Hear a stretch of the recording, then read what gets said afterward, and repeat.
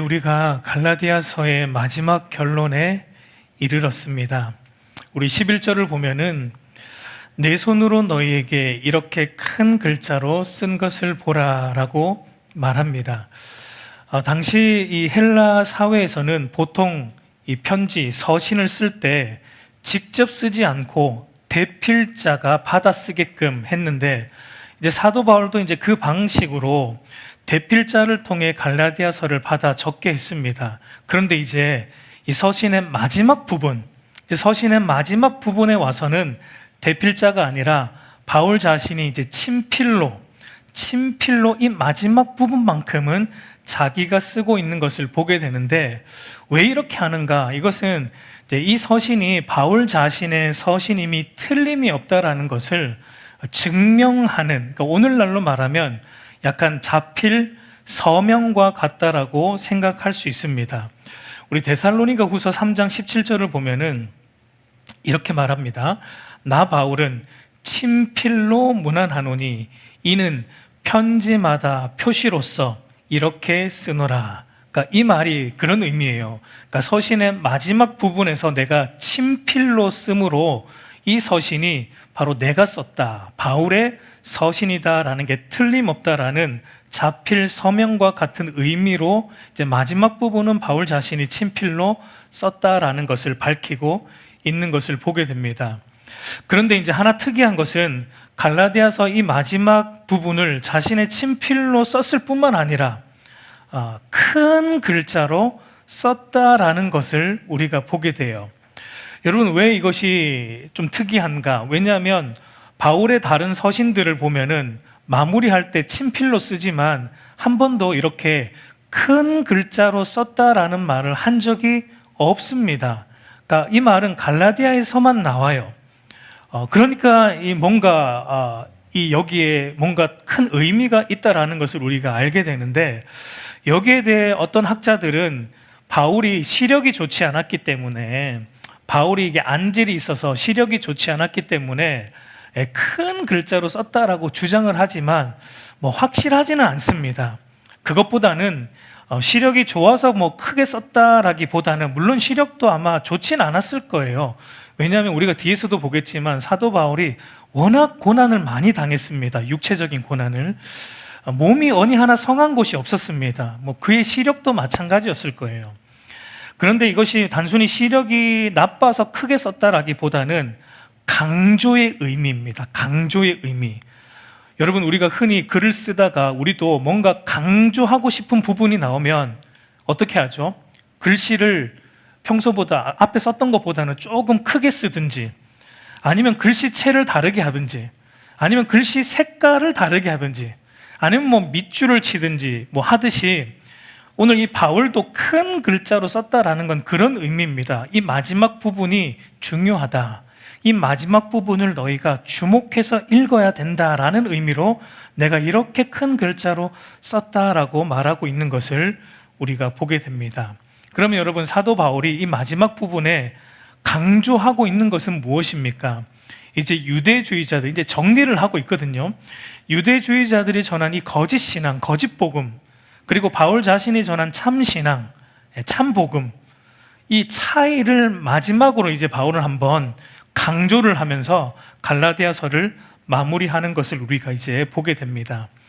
여러분, 우리가 계속 봐왔지만 갈라디아 교회 안으로 들어온 이 거짓 선생, 유대주의자들이 주장한 것이 무엇이었습니까? 오직 그리스도를 믿는 믿음만으로 하나님 앞에 의롭다 여김을 받고 구원을 얻는다라는 것이 아니고, 거기에다가 뭘 더해야지, 할례를 더하고 또 율법을 지키는 너희의 행위가 있어야지만 진정한 의미에서 하나님 앞에 너희가 의롭다 여김을 받고 진정한 의미에서 구원을 얻을 수 있다라는 이 잘못된 복음을 이들이 주장하고 전했던 것을 우리가 보았습니다. 여러분, 그런데 이들이 이렇게 전했던 궁극적인 동기가 무엇인가? 오늘 이제 사도 바울은 이 거짓 선생들이 이렇게 믿음만으로는 안 되고 할례도 받아야 되고 또 율법도 지켜야 된다라는 이 그릇된 복음을 전한 이들의 궁극적 동기에 대해서 이제 바울이 말해주는데 두 가지입니다. 하나는 이들이 왜 이렇게 전했냐면 이들의 동기는 그리스도의 십자가로 말미암는 박해를 면하기 위해서 그런 잘못된 복음을 전했다라는 것을 말합니다. 우리 12절 말씀을 한번 볼게요. 무릇 육체의 모양을 내려 하는 자들이 억지로 너희에게 할례를 받게 함은 그들이 그리스도의 십자가로 말미암아 박해를 면하려 함뿐이라 라고 말합니다. 유대주의자들이 하나님 앞에 너희가 의롭다 여김을 받으려면 믿음만으로는 안 된다, 할례를 해야 되고 율법을 지켜야 된다라고 했던 이들의 숨어있는 동기가 뭐냐면 그리스도의 십자가로 말미암는 박해, 이것을 피하기 위해서 이들이 이렇게 했다라는 것을 바울이 짚어주고 있습니다. 여러분, 고린도전서 1장 23절을 보면 우리는 십자가에 못 박힌 그리스도를 전하니 유대인에게는 거리끼는 것이요 이방인에게는 미련한 것이로되 라고 말하듯이 이 십자가에 못 박힌 그리스도를 믿는 믿음으로만 하나님 앞에 의롭게 되고 구원을 얻는다라는 이 복음은 당시 사회에서, 특별히 당시 유대 사회에서는 유대인들에게는 굉장히 거리끼는 것이었습니다. 왜냐하면 여러분, 율법으로 십자가에 달린 자는 하나님의 저주를 받은 자인데 그 예수님이 십자가에 달렸어요. 근데 그 저주의 상징인 십자가에 달린 예수 그리스도가 우리의 구주이다, 우리의 죄를 사하는 구주이다, 우리를 구원하는 구주이다라는 이 십자가 복음, 그리스도의 십자가 복음은 유대인들에게는 핍박의 대상이었습니다. 그래서 여러분, 갈라디아 교회 안으로 들어온 유대주의자들이 이들에게 절충안을 낸 거예요. 그러니까 너희가 예수님을 믿는 거 허용할 테니까 대신에 할례도 받자. 예수 믿는 거 내가 인정을 해줄 테니까 대신에 할례도 받고 모든 율법과 절기들, 이런 율법들을 다 지키자. 그래야지만 하나님 앞에 의롭다 여김받고 구원 얻는다라는 것으로 절충안으로 우리가 믿자라고 이 유대주의자들이 말했습니다. 그래야만 무엇을 피할 수 있었기 때문에 당시 사회에서는 이 박해, 십자가를 전하는 것으로 오는 박해를 그래야지만 피할 수 있었기 때문이다라고 바울이 말하고 있습니다. 여러분, 오늘날도 사실 마찬가지예요. 오늘날도 오직 십자가에 못 박힌 그리스도를 믿는 믿음으로만 우리가 하나님 앞에 의롭다 여김을 받는다, 그 믿음으로만 구원을 얻는다라는 십자가 복음을 전하면 어떤 사람들은 거리낍니다. 그리고 어떤 사람들은 미련하게 생각을 합니다. 왜냐하면 이 십자가에 못 박힌 그리스도의 복음은 모든 인간을 향해 무엇을 선포하기 때문이죠? 그 십자가의 그리스도는 모든 인간을 향해 너희는 전적으로 부패하고 무능한 죄인 중에 괴수이다라는 것을 그리스도의 십자가가 선포하기 때문이에요. 여러분, 이것이 왜 거리끼고 미련하게 여깁니까? 여러분, 모든 인간들은 자기 안에 어떠한 가능성이 조금이라도 있다라는 것을 어떻게든 확인받으려고 합니다. 그리스도의 십자가는, 그런데 그리스도의 십자가는 너희 안에는 어떠한 가능성이 없다.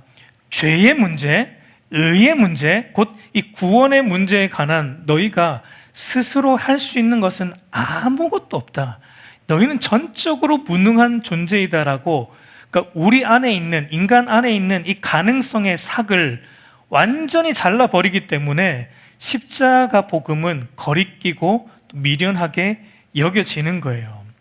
여러분, 사실 우리의 본성도 성경이 이렇게 말해주는 걸 좋아합니다. 너희가 지금은 조금 부족하지만 그래도 괜찮다, 너희 안에 충분히 가능성이 있다, 조금 더 율법 조금만 더 잘 지키면 하나님 앞에 더 의롭게 여김 받을 수 있어. 지금 예배 요 정도 드리는데 예배 조금만 더 잘 드리면, 조금만 덜 졸고 조금만 더 잘 드리면 하나님이 훨씬 더 너희를 이뻐해 줄 거야. 헌금 요 정도 하는데 거기에 조금 더 해봐. 하나님이 훨씬 더 이뻐해 주고 너희가 더 하나님의 구원에 좀 순서해서 뒤에 있다가 앞으로 하나님이 땡겨 주실 거야. 조금 더 착하게 살아봐. 조금 더 옆에 있는 사람 더 여러분 이런 게 좋은 거예요. 좋은 건데, 이것이 이 복음이 말하는 것은 순서가 다른 거죠. 참된 복음은 우리가 구원의 은혜를 받았기 때문에 그 모든 것이 자발적으로 기쁨으로 하나님한테 어떤 대가를 바라지 않고 나오는 건데, 인간 안에 있는 본성은 그게 나의 의가 되고 나의 구원의 동기가 되고 하나님 앞에 인정받는 나의 동기로 삼는 것이 문제이죠. 근데 모든 인간은 그걸 원해요. 그걸 원합니다.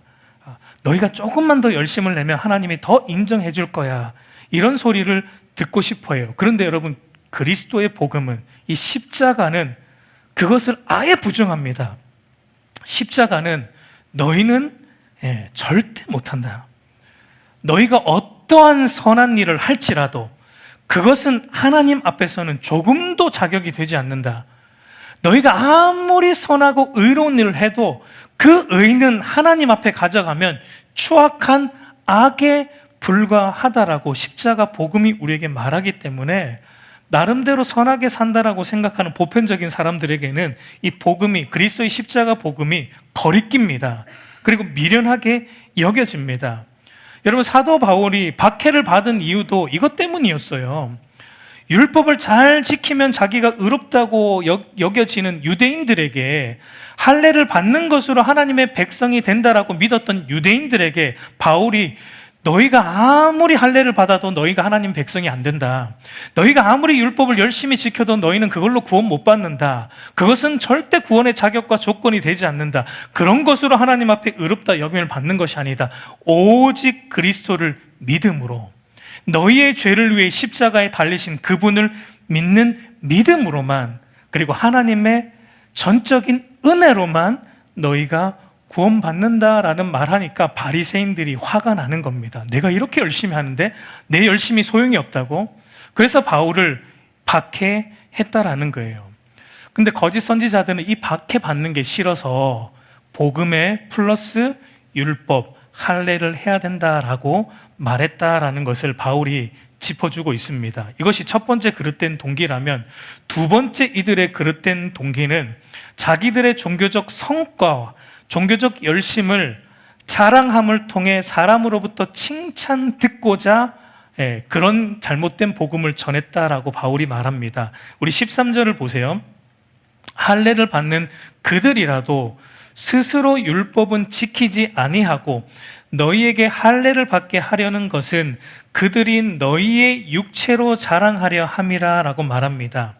그러니까 유대주의자들은 할례를 받아야 돼, 율법을 지켜야 돼 라고 말한 게 진짜 율법을 사랑해서, 참된 성도는 율법을 사랑해서 지키는데, 이들은 율법을 진짜 사랑함으로, 하나님의 말씀이기 때문에 진짜 율법을 사랑함으로 지키는 것이 아니라 단지 자기가 율법을 지키고 있기 때문에 내가 더 의로운 자라는 것을 남들에게 보여내므로, 자기를 자랑함으로 다른 사람들이 자기를 볼 때 역시 당신은 다르군요 라는 칭찬을 듣기를 원했고, 다른 사람들에게 할례를 받으라고 강요함으로, 그러니까 내가 얼마나 많은 사람들에게 할례를 받으라고 강요를 했고 또 그들이 할례를 받게 했는지, 이 숫자, 내가 할례를 받게 한 사람들의 숫자를 통해 다른 사람들로부터 신앙에 열심이 있다는 소리를 들으면서 칭찬을 받고자 이렇게 했다라는 것을 바울이 말하고 있습니다. 여러분, 이것을 사도 바울은 한마디로 육체를 자랑하려는 동기에서 나온 것이라고 지적합니다. 다른 말로 하면 성공지향적이었다라고도 말할 수 있습니다. 그러니까 그들에게 중요한 것은 하나님의 말씀이 아니에요. 그들에게 중요한 것은 성공인데, 여기서 말하는 성공은 세상적 기준의 성공을 말합니다. 그러니까 그들에게 관심이 있었던 것은 정말 율법을 사랑함으로 지키는 것이 아니라, 그들의 유일한 관심은 할례를 받게 된 사람들의 숫자를 세는 거예요. 숫자를 세는 것이었습니다. 그것이 자기들의 성공의 척도였고, 그것이 자기들을 드러내는, 자랑하는 방편이었다라고 말합니다. 여러분, 오늘날도 얼마나 많은 교회들이 교인의 숫자, 교회의 크기, 교회의 재정을 자랑하고 그런 것으로 교회의 성공 여부를 따지는지 모릅니다. 여러분, 큰 교회는 마치 성공한 교회로 생각하는 이 그릇된 인식이 우리 안에 있습니다. 큰 교회는 마치 성공한 교회 같고, 큰 교회를 담임하는 목회자는 마치 엄청나게 성공한 목회자로 우리는 생각하고, 그에 비해 작은 교회, 아주 작은 교회는 마치 성공하지 못한 교회, 실패한 교회, 그런 작은 교회를 목회하는 담임 목사는 실패한 목사, 성공하지 못한 목사처럼 여기는 이런 그릇된 인식. 여러분, 이런 게 우리 한국 교회 안에 은연중에 있습니다. 우리 한국 교회 교인들 안에 은연중에 깔려 있는 것을 보게 됩니다. 여러분, 아니에요. 큰 교회든 작은 교회든 그리스도의 복음이 바르게 선포된다면 그 모든 교회는 하나님이 동일하게 사랑하는 그리스도의 핏값으로 세운 하나님이 사랑하는 동일한 교회입니다. 큰 교회는 큰 교회대로 사용되는 거고요, 작은 교회는 작은 교회대로 사용되는 거예요. 사이즈와 수가 중요하지 않아요. 그 교회의 주인이 예수님인가, 그 교회가 예수 그리스도의 다스림 안에서 움직여지고 있는가, 이게 중요한 겁니다. 그러니까 여러분, 이와 같이 거짓 신앙의 특징, 그러니까 거짓 신앙의 특징은 그리스도의 십자가로 인한 고난을 어떻게든 피해 가려는 것, 대신에 고난은 피하면서 대신에 뭐는 받고 싶어요. 스포트라이트는 받고 싶어. 고난 받는 건 싫은데 나의 도덕적인 행위와 종교적인 행위와 열심, 성과 이런 것들을 통해 칭찬은 듣고 싶고 내 이름은 좀 알려지고 싶은, 이런 것이 바로 거짓 신앙이다라고 말하고 있습니다. 여러분, 이것을 다르게 말하면 자기 십자가를 지고 그리스도를 따라가는 자기 부인의 삶은 살고 싶지 않아요. 그거는 피하고 싶어요. 분명 여러분, 믿음으로 인해서 세상에서 포기해야 될 것이 있고 내려놓아야 할 것이 분명히 있습니다. 그리고 내가 그것을 알고 있습니다. 그러면서도 어떻게든 안 내려놓고 갈 수 없을까?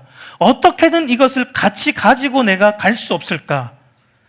이게 여러분 바로 거짓 신앙의 특징이라는 겁니다. 이 십자가를 지는 자기 부인하는 신앙, 이것은 어떻게든 피하고 싶은데 세상에서 내가 남들처럼 나름 도덕적으로 사는 것을 통해 사람들에게 칭찬받고, 교회 안에서는 또 나름 종교적인 생활을 열심히 하는 것을 통해 교인들에게 칭찬받는 편안한 신앙생활을 하겠다라는, 여러분 혹시 우리 안에 이런 게 있으면 이거는 여러분 거짓된 신앙이에요. 바른 복음을 믿는 신앙이 아니다라고 오늘 사도 바울이 우리에게 말해주고 있는 겁니다. 여러분, 자기 십자가를 지는 것이 없는 신앙생활, 자기 부인이 없는 신앙생활, 지금 내가 하는 많은 것들 중에 분명히 우리의 믿음에 방해되는 것들이 있습니다. 우리가 하고 있는 것들 중에 그거 포기해야 되고 끊어내야 되는데 그거 알면서도 끊어내지 않고 계속 가는 거, 그거 그릇된 신앙생활이고 거짓 신앙의 모습이다라는 것을 오늘 사도 바울이 말하고 있습니다. 그러면 여러분, 참된 신앙은 어떤 것입니까? 참된 신앙은 오직 그리스도의 십자가만을 자랑하고 그리스도의 십자가만이 나의 최고의 가치로 여겨지기 때문에 다른 모든 것들은 부인될 수 있는 자리가 참된 신앙이다라고 바울이 말합니다. 우리 14절 말씀을 보면, 그러나 내게는 우리 주 예수 그리스도의 십자가 외에는 결코 자랑할 것이 없으니 라고 말합니다. 여기서 우리는 먼저 자랑하다라는 말을 조금 이해할 필요가 있습니다. 이 자랑한다라는 말이 이 원문적으로 보면 신뢰한다, 그리고 기뻐한다, 무언가에 열중한다, 마음껏 즐거워한다, 이런 의미가 자랑한다라는 말 속에 있습니다. 그러니까 여러분, 바울이 그리스도의 십자가 외에는 결코 자랑할 것이 없다라고 말하고 있는 것은 지금 바울이 신뢰하는 것은 무엇밖에 없다는 겁니까?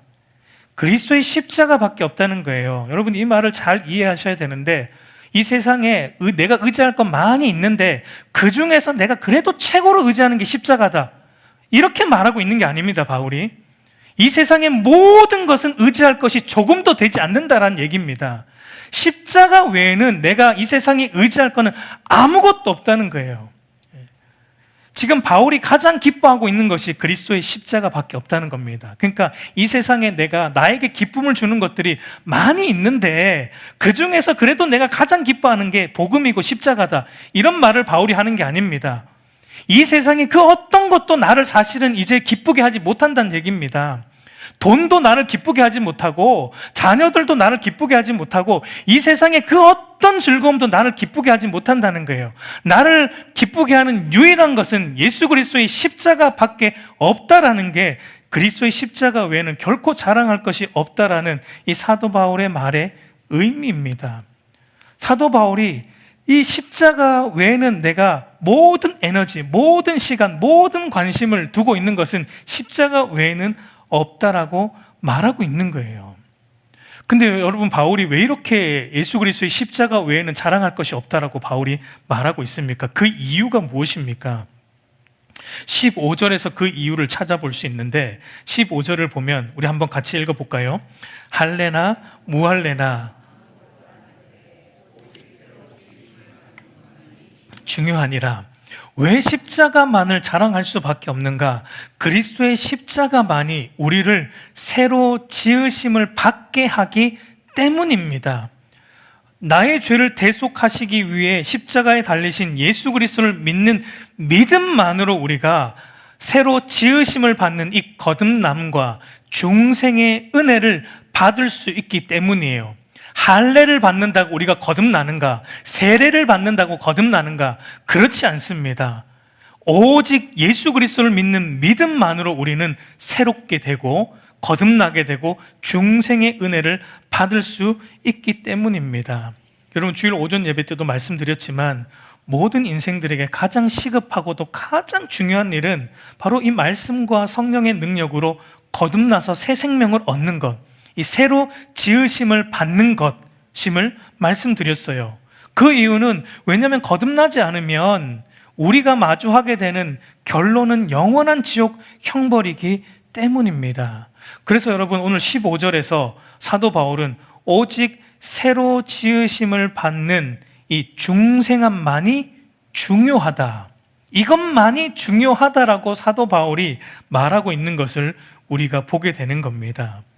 여러분, 그러면 그리스도의 십자가를 믿음으로 우리가 새로 지으심을 받으면, 중생케 되면 우리 안에는 어떤 일이 일어납니까? 우리 14절을 다시 보면, 우리 한번 14절을 다시 같이 한번 읽어보겠습니다.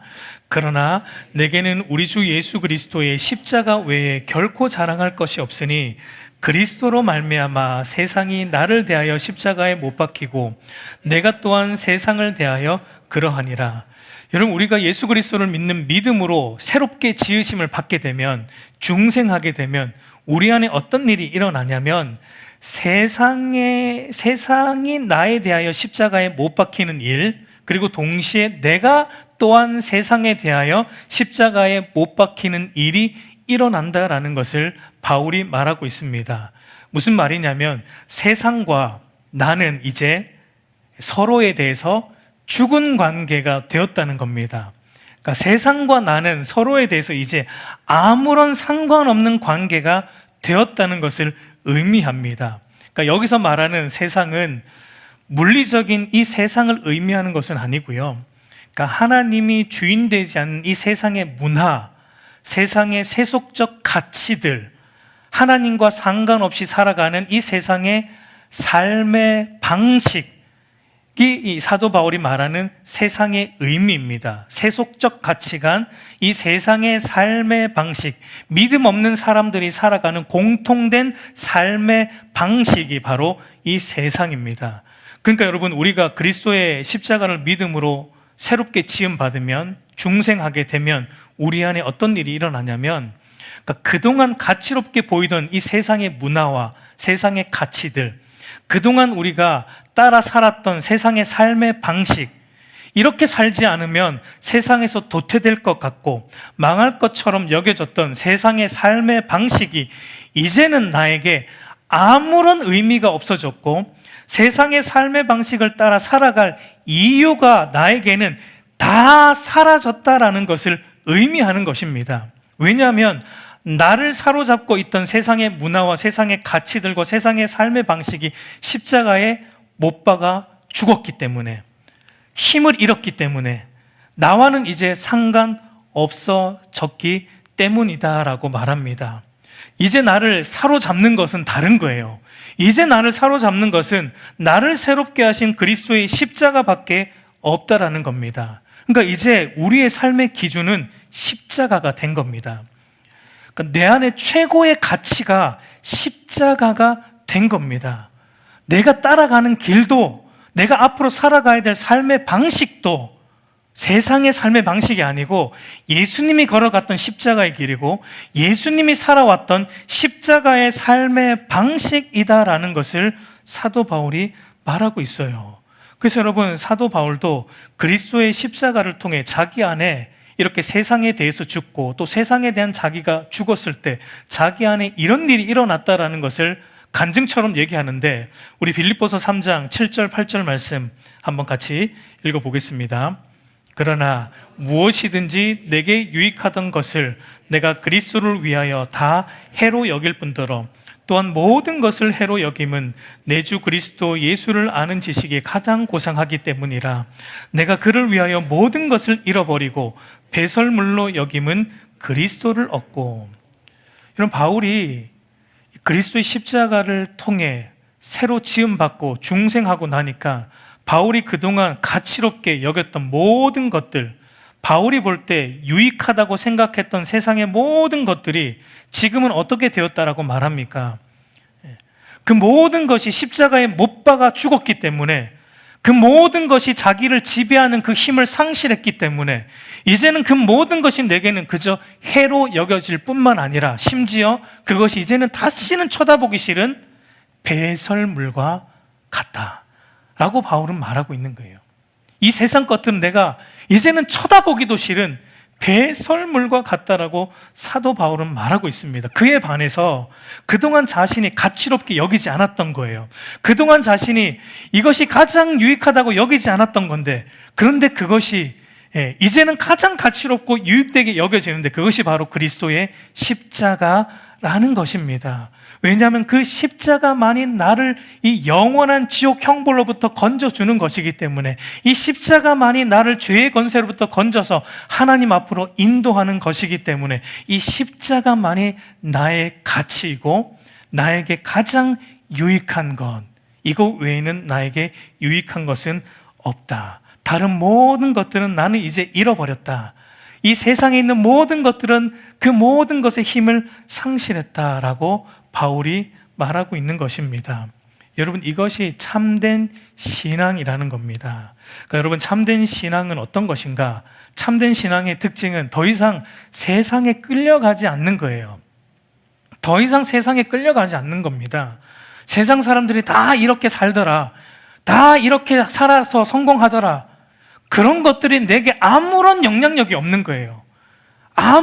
나에게 그게 아무런 힘을 발휘하지 못합니다. 그런 말을 들을 때 거듭난 신자는 이렇게 말합니다. 어쩌라고? So what?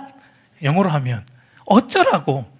이제 그 모든 세상 것들이 십자가에 못 박아 죽어버렸는데 나에게는 그런 것들이 아무런 영향력이 없는데, 그런 세상이 나에게 힘을 상실했는데 너희가 아무리 그렇게 얘기해도 나에게는 그저 배설물과 같은데 어쩌라고? 나와는 상관없는데, 이제 나는 이제 그런 세상의 가치를 따라 살지 않는데, 그런 세상의 방식을 따라 전혀 살지 않는 사람이 되었는데, 그렇게 살지 않으면 손해보는데 오케이, 손해보면 되지. 나에게는 가장 유익하고 가장 가치로운 그리스도의 십자가만 있으면 되니까. 이게 여러분 참된 신앙이에요. 이것이 참된 믿음으로 사는 것입니다.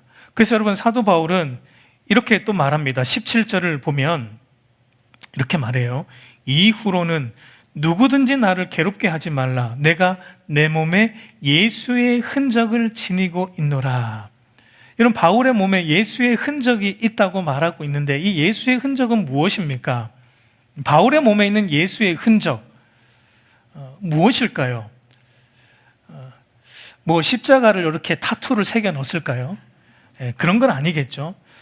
바울이 말한 이 예수의 흔적, 자기 몸에 있는 예수의 흔적은 바로 바울이 그동안 그리스도의 십자가 복음을 전하고 그 복음으로 살아가는 것 때문에 고난을 받고 박해를 받음으로 인해 바울 자신의 몸에 생긴 상처들을 의미합니다. 여러분, 우리가 잘 알지만 바울은 복음 때문에 엄청난 박해를 받았어요. 한번 볼까요? 고린도후서 11장 23절에서 27절을 우리 한번 같이 읽어보겠습니다. 내가 수고를 넘치도록 하고 옥에 갇히기도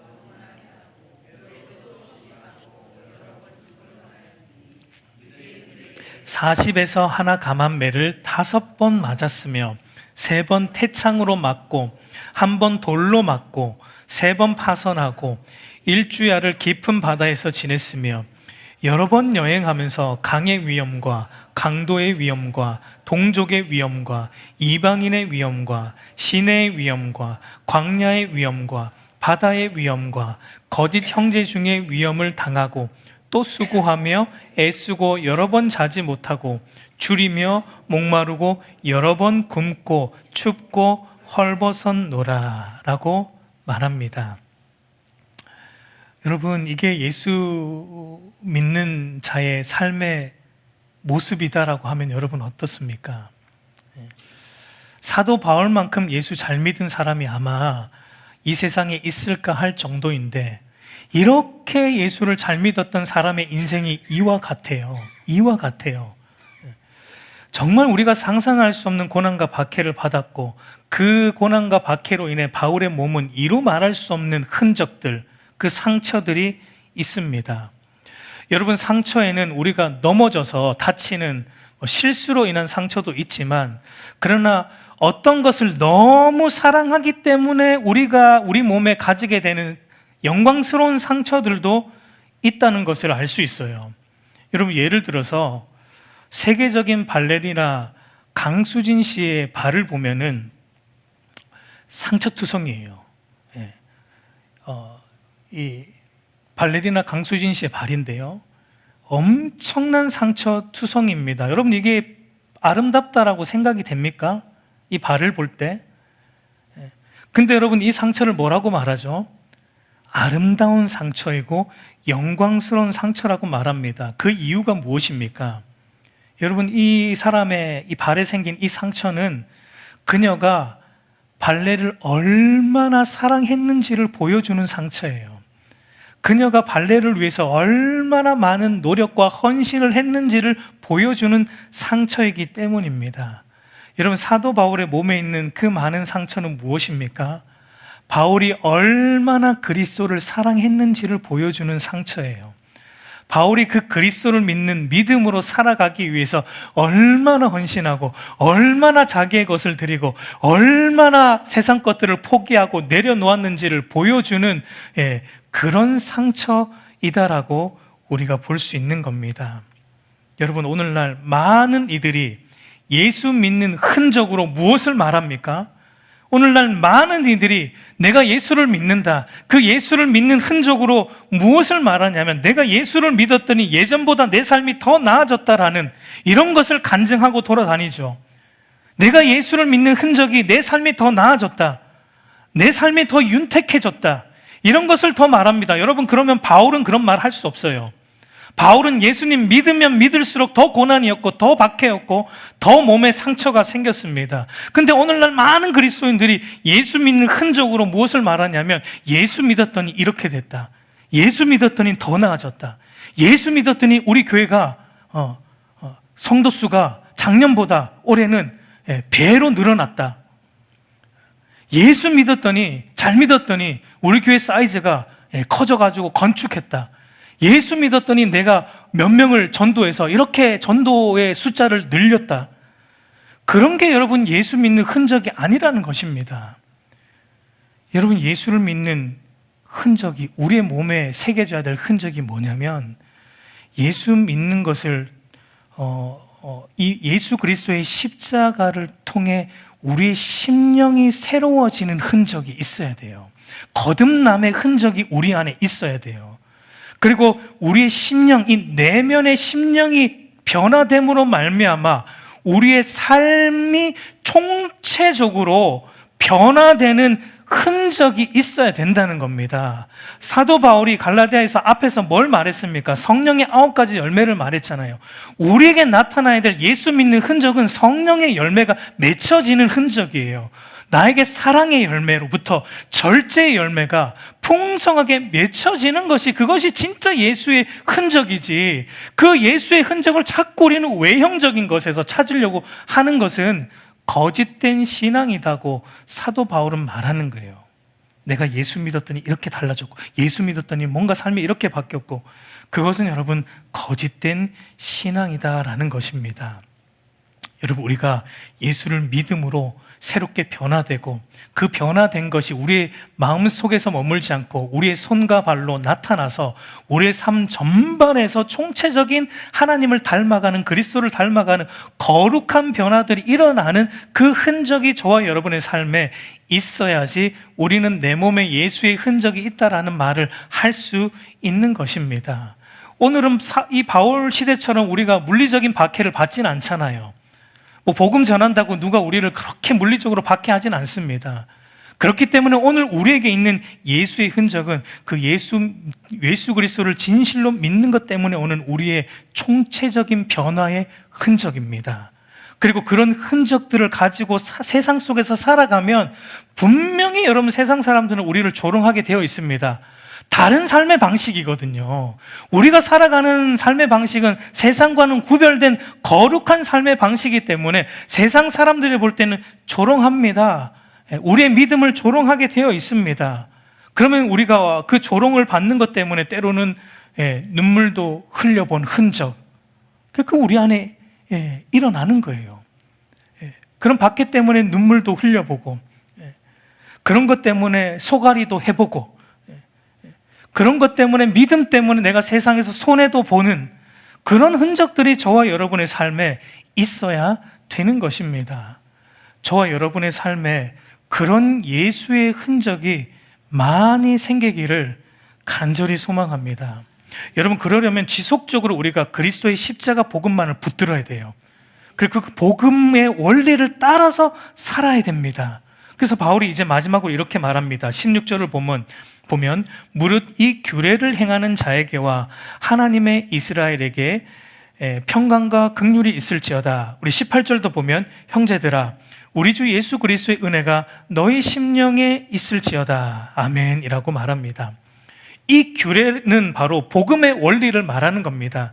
오직 하나님의 은혜에 의하여, 오직 예수 그리스도를 믿음으로 말미암아 하나님 앞에 의롭게 된다는 이것만이 나의 신앙의 근간이고, 이것만이 나의 자랑이고, 이 복음의 원리를 굳게 붙잡고 이 복음의 원리를 따라 신앙생활 할 때 우리 안에 하나님의 평강과 긍휼과 은혜가 넘치게 된다는 것입니다. 그리고 그렇게 복음만을 붙들고 살아가는 자가 참 하나님의